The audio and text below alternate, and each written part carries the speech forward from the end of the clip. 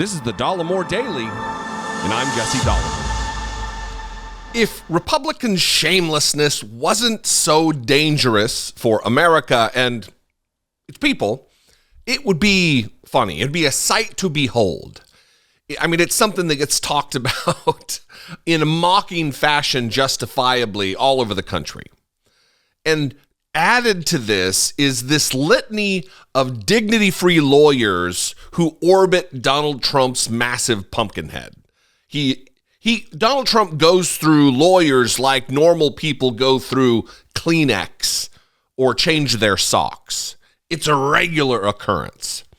And Donald Trump's latest shameless, dignity-free troll of a lawyer is Joe Tacopina.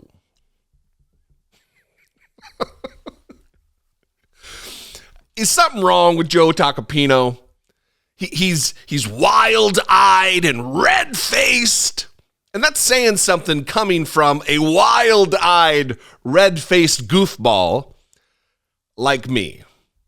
He's making the rounds right now, changing and adjusting and altering the story on the fly, seemingly, of Donald Trump's hush money payment to Stormy Daniels.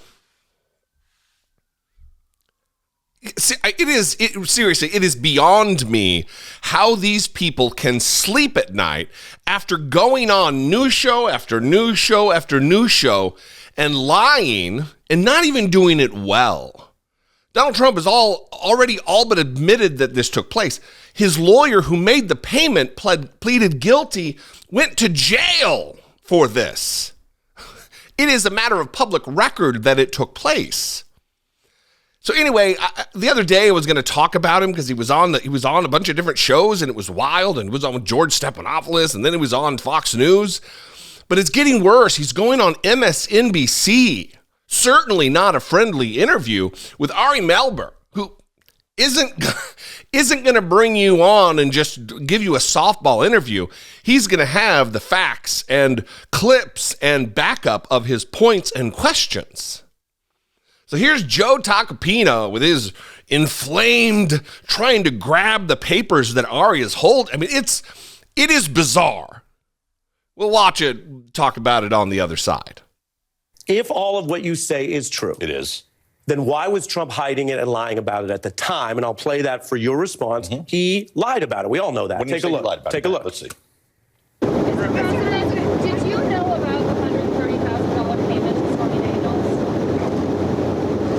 Then why did Michael Cohen make it if there was no truth or allegation? Well, you have to ask Michael Cohen. Michael's my attorney, and you'll have to ask Michael.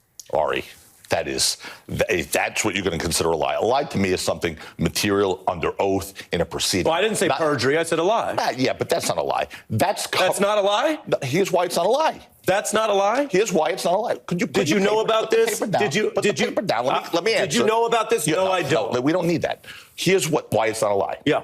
Because it was a confidential settlement. So if he acknowledged that, he would be violating the confidential settlement. So is it the truth? Of course it's not the truth. Was he supposed to tell the truth? He would be in violation of the agreement if he told the truth. So by him doing that, he was abiding by not only his rights, but Stormy Daniels' rights. It seems like we're drawing some blood here because you're having a strong reaction. He did lie about it, and in a confidential settlement, you can easily say, no comment, or I'm not getting into it. He says, and the reason why I look at this, he says, no, I didn't know about it. But he did know about it, didn't he? But here's the thing.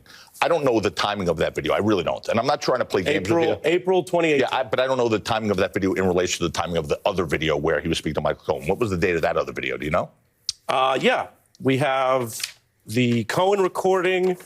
This was around the 2016 campaign pre-November. So that was 2018 later. The original conversations were in the fall of 2016. Yes, sir. So obviously he knew about it, but what he decided to do was not violate the confidentiality clause and provision of that agreement, which was the right thing to do.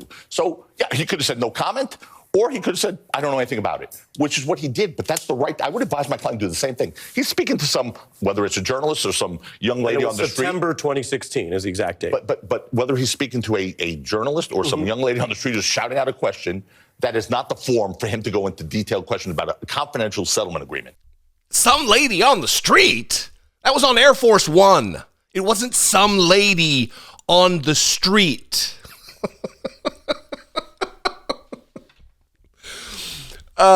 Unrelated, secondarily, Ari, you got a lot of coffee mugs on the desk, brother. If you have an extra, you send it my way right here in Washington, D.C. It's a lot of coffee mugs. So let me get this straight.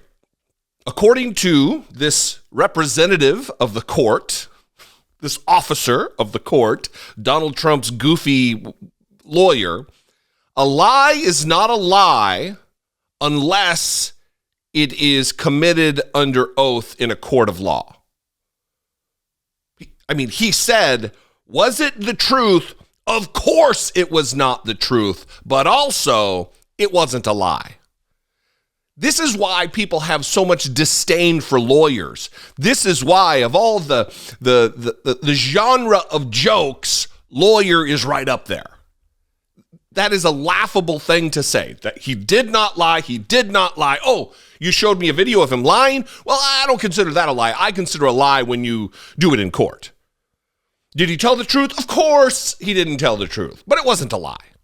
None of it makes any sense whatsoever. But here's another in a long string of unqualified goofballs who have to make the worst arguments on earth to defend Donald Trump, because there is no defense of Donald Trump.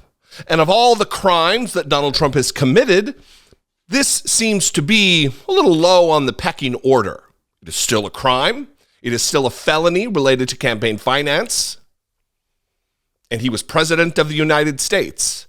We should all aspire for our leaders to be the best among us. Not bring out the worst in all of us while being the worst among us. And that is exactly what Donald Trump is. I'd love to know what you think about this. We can mix it up in the comments. I would encourage you to do so. One, it communicates our ideas peacefully, but it also helps with the algorithm getting me recommended to new viewers, possible subscribers, and that is a good thing for all of us, I think. If you want to support my work, if you are engaged enough, and if I bring you enough value, please consider producing my work right here. You can click the join button below, become a channel member for $2 a month, or you can go over to patreon.com/IDoubtIt-podcast. You can also follow me on social media. I am at Dollemore just about everywhere. And I appreciate you very much. I'll see you next time. Until I do, be genuine. Take care of one another.